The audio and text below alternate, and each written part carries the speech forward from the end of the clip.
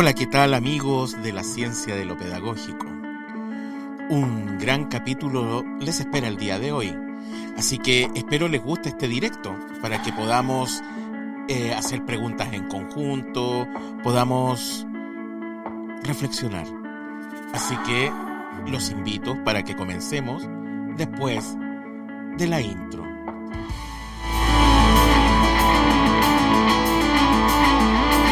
La ciencia de lo pedagógico con Gabriel Erices.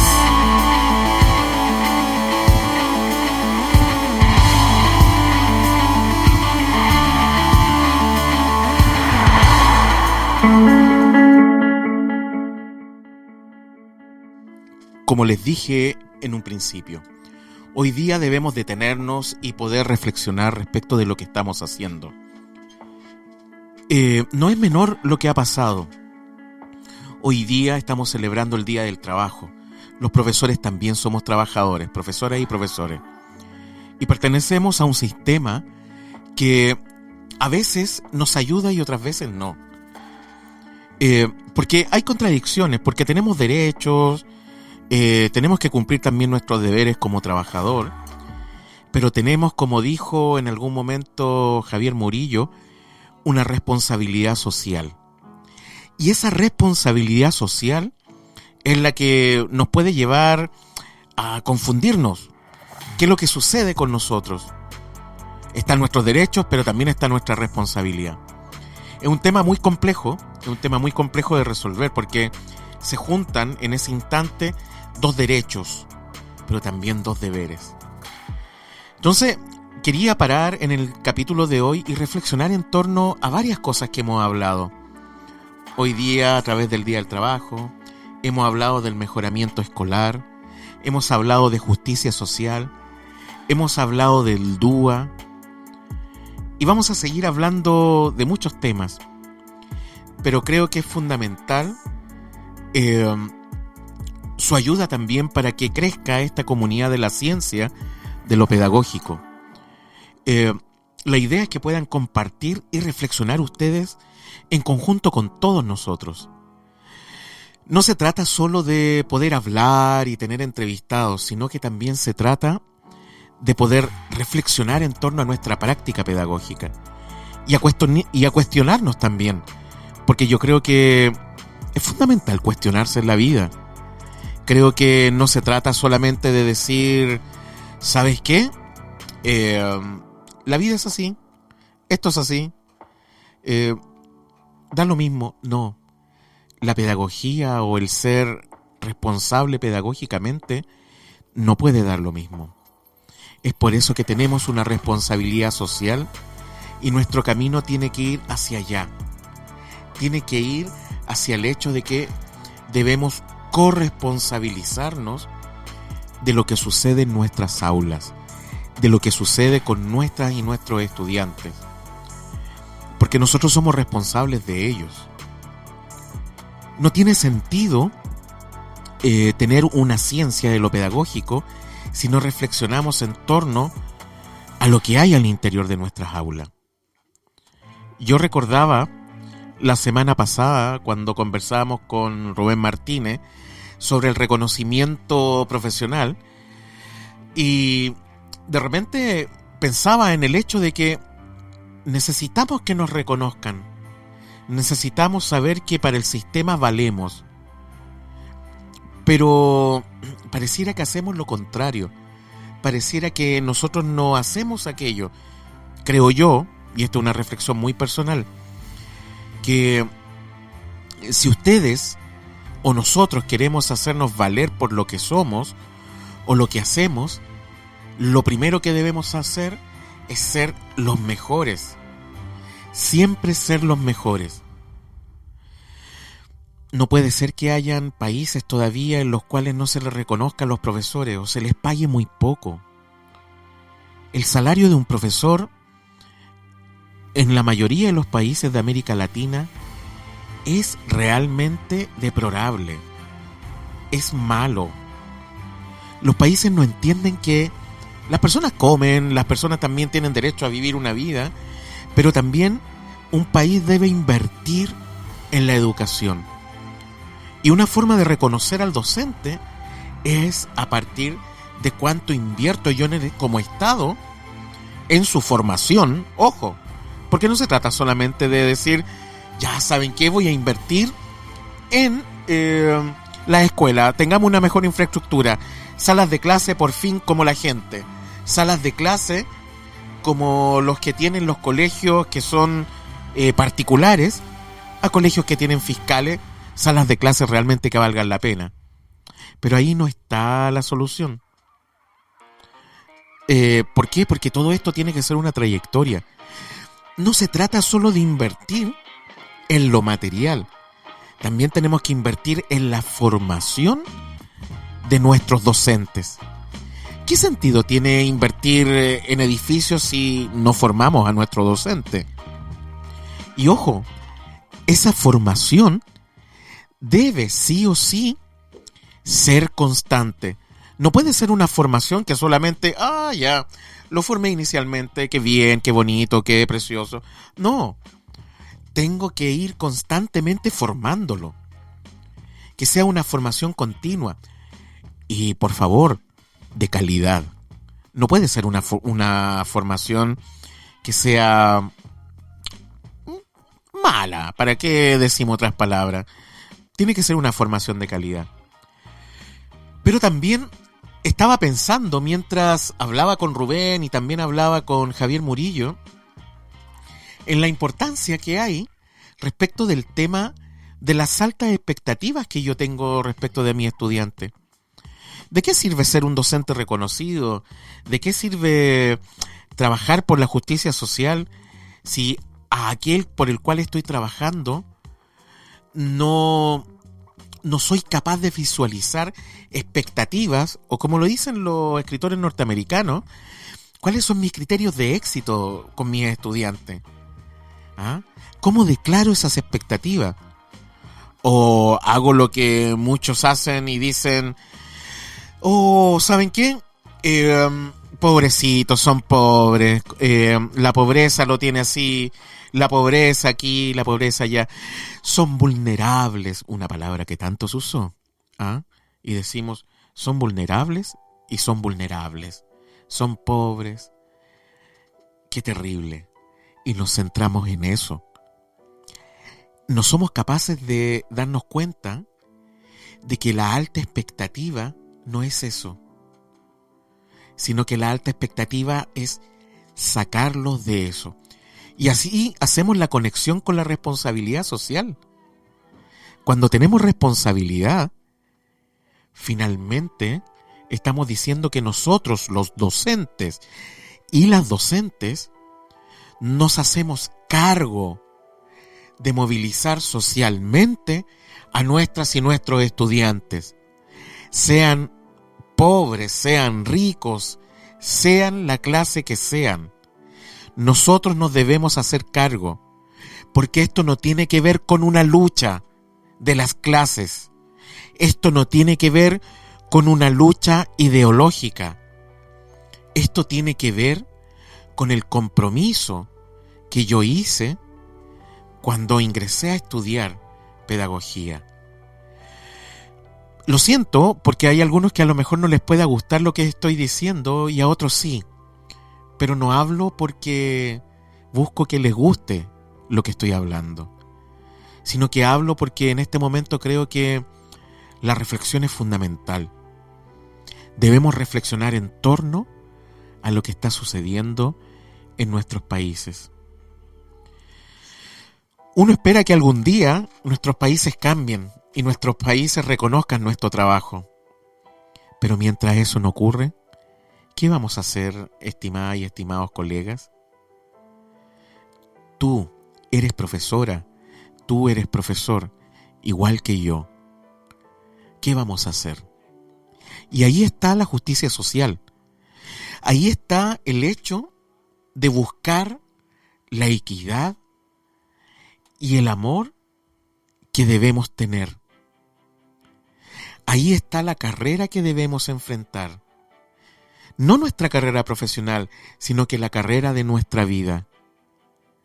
Para allá debemos caminar. Y es ahí donde debemos ser capaces de poder entender cuál es nuestra responsabilidad social.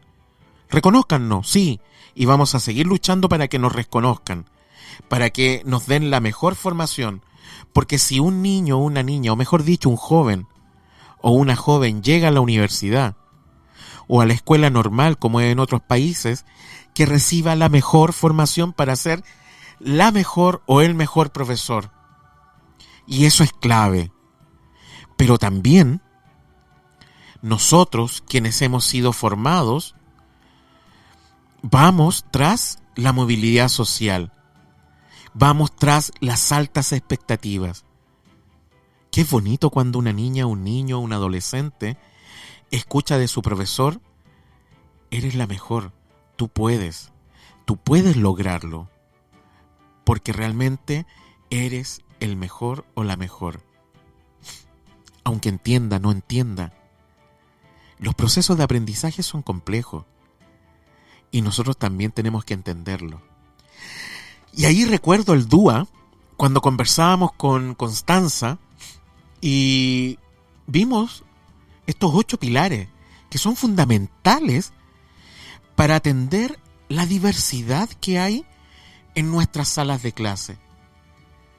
¿Cuántos de los que me están escuchando o que hemos escuchado hemos atendido en lo efectivo la diversidad que hay en nuestras salas? Muchos decimos: oye, no tengo nadie que me ayude, no sé qué pasa, no nos pagan, no tenemos educadores diferenciados. Oye, no, pero a ver, veamos.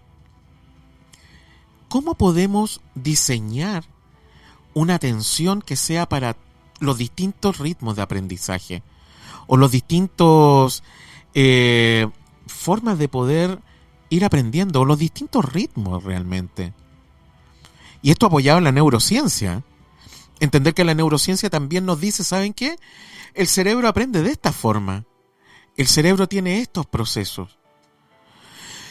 Y comprender que la neurociencia nos ayuda a descubrir de qué forma nosotros aprendemos. Y eso cómo lo implantamos también ahí en nuestras aulas. No confundir los neuromitos con formas distintas de aprender. Por ejemplo, el que es este mito del tema de el visual. Si es visual, no aprende bien auditivo. No, eso es mentira.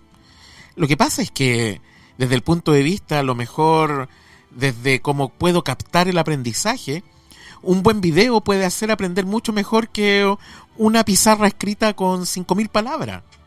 O a lo mejor un podcast que grabo respecto de un aprendizaje puede hacer aprender mejor que un video o que una imagen. ¿A qué va? No tiene que ver con las distintas formas como se ha llamado de aprender. Tiene que ver con que el instrumento que estoy desarrollando para que las niñas y los niños aprendan es de calidad. Les doy un ejemplo. Tuvimos un excelente programa. Recuerdo que fue muy bueno y los invito a que lo reescuchen, que es el que tuvimos de los hiperdocumentos, con Landa, si no me equivoco. Y en los hiperdocumentos experimentamos y podemos ver cómo una niña y un niño aprende de diferentes formas en un solo texto. Un texto, que es un texto documento, me enlaza a distintos momentos, a distintas partes, y me puede llevar a ir comprendiendo cosas que no tenía idea. ¿Y saben qué es lo más interesante de eso? Es que lo hace autónomamente. A lo mejor necesita ¿cómo puede ser la palabra? Pero necesita del apoyo de un adulto, de una docente o un docente. Pero quien descubre es la niña o el niño. Y eso es muy, pero muy interesante. Entonces, ¿se dan cuenta? El atender desde el diseño universal. Miren qué interesante. La palabra se llama diseño. Y en pedagogía ¿Cuál es nuestra etapa del diseño? ¿Quién la puede buscar? Recuerdan que la etapa del diseño es la etapa en donde nosotros planificamos e ideamos los procesos para que las niñas y los niños aprendan. Están los típicos, hay algunos más detallados que otros, pero el típico, el inicio, el desarrollo y el cierre. ¿Cómo voy a presentar en el inicio? ¿Cómo voy a activar los conocimientos previos? Héctor Ruiz Martín lo dice en Neurociencia. Si yo no activo los conocimientos previos, nunca voy a obtener aprendizaje.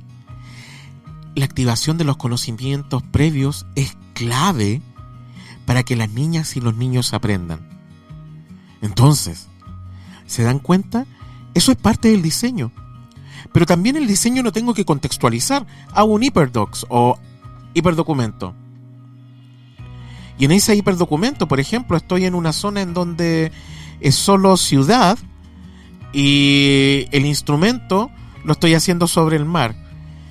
¿Cómo el niño va a poder tener más cercanía a ese documento si lo hago en respecto de una zona en donde él tiene más conocimiento o él tiene menos conocimiento? En algún momento lo deberé acercar al mar, a lo que significa el mar y todo eso. Pero si quiero que aprenda en ese contexto en donde no necesito irme fuera de la ciudad, lo hago a partir del contexto ciudad. Por lo tanto, la activación de esos conocimientos previos va a ser mucho más cercana. Y los ejemplos que ponga para esos reconocimientos previos o aprendizajes previos, los voy a usar desde el contexto de los niños y las niñas o el del adolescente. ¿Se entiende? Entonces, miren, ahí tengo el diseño. Pero el diseño del inicio me dice eso, voy a activar. ¿Pero el conocimiento previo de qué? Del objetivo que tengo en esta clase. Ojo, no es el aprendizaje esperado o el objetivo... los planes y programas, ustedes se dan cuenta de que tienen tremendos objetivos de aprendizaje o aprendizaje esperado. Pero no necesariamente esos mismos gigantescos deben ser el objetivo de clase. A lo mejor un aprendizaje o un objetivo de clase, o mejor dicho, o un objetivo de aprendizaje van a ser 4 clases. Y cada clase será un objetivo de clase distinto, pero respecto de ese objetivo de aprendizaje, ¿se dan cuenta? Puedo subdividirlo. Y así puedo generar en este diseño qué actividades voy a desarrollar y cómo voy a atender. Entonces, inicio. Aprendizaje. Bueno, tengo que saludar a los estudiantes. Tengo que también recordarles que vimos en la clase anterior. Después, activación de los conocimientos previos. Y antes de pasar al desarrollo, ¿qué es lo que hago? Le muestro a mi alumno el objetivo de la clase. Oigan, hey, aquí estoy. Vamos a aprender esto hoy día. Y esto va a ser lo central para que nos comuniquemos. Y dialogo con ellas y ellos ese objetivo de clase. Y ustedes se preguntarán, ¿por qué lo hago? Y gasto su buen tiempo, y no es gastar tiempo, sino que es la capacidad de poder entender de qué vamos a aprender ese día. Y dialogo el objetivo de clase con ellos. Y ya cuando lo tengo saldado y ellos pueden comprender qué van a aprender ese día, me voy a la presentación del tema. Lo presento, pero cortito, tampoco puede ser algo gigantesco. Y ahí pasamos al desarrollo de la clase. ¿Se dan cuenta? Y en el desarrollo de la clase podemos tener diferentes tipos de actividades. No es necesario... A ver, miren, esto es fundamental. Si se dan cuenta, ya hemos hecho varias actividades dentro de una pura clase. Uno siempre piensa en la actividad. No puede pensar en la actividad. Los niños son más activos y además una clase dinámica requiere, y de diferentes momentos requiere de distintas actividades. Por lo tanto, yo les voy a presentar el tema.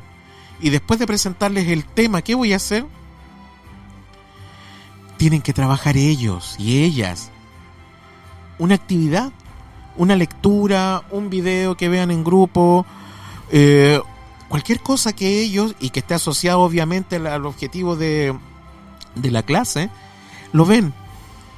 Y después ellos, como otro momento, lo presentan a sus compañeros. Se hicieron tríos, dúos o grupos de 4, máximo yo creo, que lo presentan a sus compañeros cuáles son sus conclusiones, que ellos aprendieron respecto de lo que desarrollaron en clases. Miren qué interesante. ¿Y esto qué nos da? Nos da la posibilidad de que ellos sean también los que desarrollen su aprendizaje, porque ellos presentan. Y ahí se acabó el desarrollo de la clase y nos pasamos a la parte final. Voy a recordar algo que recién hablé antes de irme al diseño de la clase. Hablé sobre las altas expectativas. Cada vez que los niños me fueron indicando en las distintas actividades sus preguntas, sus respuestas, ¿cómo les fui respondiendo? Les dije gracias nomás, así como súper gracias. O les dije, hey, excelente aporte, muy buen aporte. Tengo que ir diciendo eso, tengo que expresarles y declararles las altas expectativas. Tú puedes más, ¿sabes qué? Y si algún niño dice algún comentario durante el diseño, sobre la implementación de la clase, ¿sabes qué? Sería súper interesante que lo investigara y lo trajeras para la próxima clase, porque realmente fue un gran aporte. Y si se dan cuenta, yo esto en el diseño de la clase también lo tengo que tener preparado. ¿Se dan cuenta? Y por último, la evaluación o la tercera parte o el cierre. Puedo tener una actividad muy cortita, una guía de una pregunta o 2 preguntas, un check de salida, o miles de cosas. La didáctica de pregunta y respuesta. Y descubrí qué es lo que aprendieron, si aprendieron o no aprendieron lo que yo dije que iba a ser el objetivo de clase. Pero lo interesante de eso es que fui atendiendo las diversas... por eso es un diseño universal. Primero por eso es un diseño. Y tengo que tener claridad. Universal, ¿a qué se refiere? Es para todas y todos. ¿Y de qué? Porque se enfoca en los aprendizajes. Entonces, eso recordaba, también recordaba los hiperdocumentos, también recordaba la Diana Padilla, con Diana cuando conversamos sobre sobre la educación digital, sobre lo que la apasiona. Es muy importante que nos apoyemos como comunidad de profesores. Entonces, por eso que hoy día hice este programa, y aunque ustedes no lo crean, estuve pensándolo toda la semana. De hecho, tengo una invitada, y que van a escucharlo la próxima semana. Pero quise detenerme. ¿Y saben por qué quise detenerme? Porque creo que la ciencia de lo pedagógico no se trata de que estemos a cada rato entrevistando y no seamos capaces también de detenernos y reflexionar de lo que hacemos, de lo que son nuestras prácticas. A lo mejor se escucha un poco así como desconcertado o con mucho ánimo, pero ¿saben qué? Me gusta esto que estamos haciendo, porque tenemos que ser capaces de poder seguir adelante, de poder marcar un antes y un después. Así que eso, queridas y queridos amigos de la ciencia de lo pedagógico. La típica música que ustedes escuchan cuando ya estamos a punto de terminar nuestro programa. Pero eso, espero que les haya gustado el capítulo de hoy. Por favor, compartan, pongan like, pónganlo como favorito, descarguen. Mándennos los mensajes. Recuerden que yo les dije, ¿qué temas quieren tratar? Aquí estamos para poder seguir creciendo. Así que, amigas y amigos, espero que les haya gustado esta reflexión. Si tienen algún comentario interesante también que puedan hacerme, háganlo. Recuerden que a través de las plataformas pueden hacerlo. Me pueden escuchar en Spreaker, nos pueden escuchar en Apple Podcast, en Google Podcast, en iHeart Podcast, en Spotify Podcast, en Deezer, son como 8 o 10 plataformas, incluso en YouTube. Suscríbanse al canal de YouTube. Vamos a hacer hartas cosas. Pero esto solo lo vamos a hacer si ustedes también quieren seguir haciendo crecer la comunidad. También me pueden escuchar porque los podcasts están en la misma página web o en la misma page de Facebook. También me pueden escuchar ahí en los podcasts. Y también pueden publicar en el grupo de Facebook de la ciencia de lo pedagógico. Siempre dispuesto. Es una plataforma en la cual ustedes pueden publicar cosas que están asociadas a la pedagogía. Así que espero les haya gustado el capítulo de hoy. Les doy un gran abrazo psicológico a la distancia y espero que podamos seguir creciendo más. Así que, queridas y queridos amigos, nos vemos en otro capítulo más de La ciencia de lo pedagógico.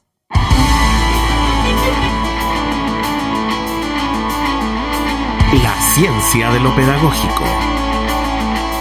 Con Gabriel Erices.